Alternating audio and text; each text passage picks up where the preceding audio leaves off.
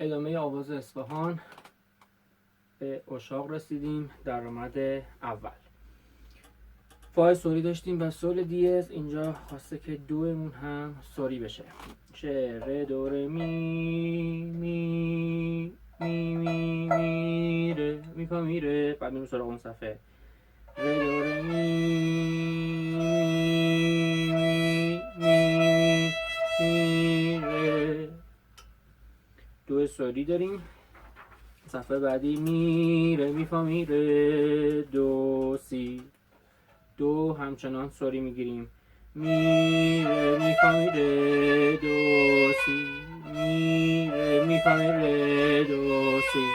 ره دو ره دو سی. اینجا رو لا سی لا سی دو سی دو ره دو دیز دو ره دو ره دو ره می. اول میتونین آرشای جدا بزنین. لا سی دو سی دو ره دو ره دو ره می. دوباره جدا. حالا با هم. ره می ره دو بکار دو ره دو سی دو سی لا سی لا سی ره سی.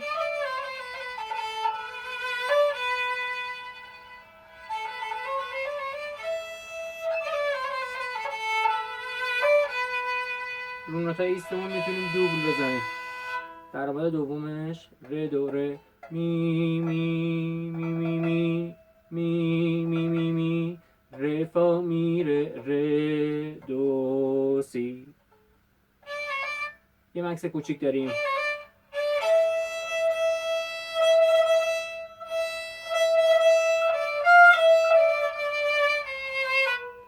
سکوت.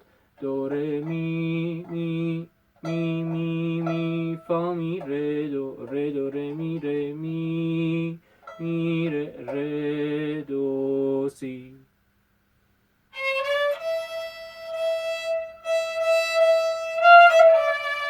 فا می ره دو رو یه کمی سریعتر بزنیم. فا می ره دو.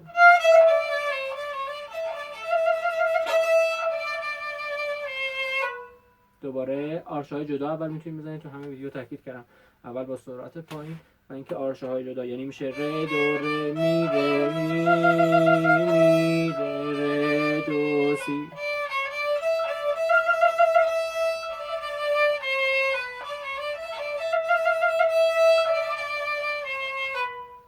فا می ره دو ره می ره دو سی دو ره دو سی لا سی دو سی دو ره دو ره دو ره دو ره می. دوباره میتونیم آرش‌های جدا بزنیم اول.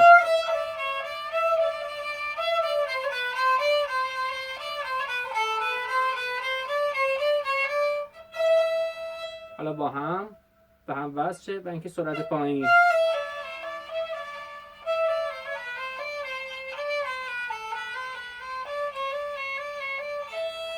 حالا یکم سریعتر.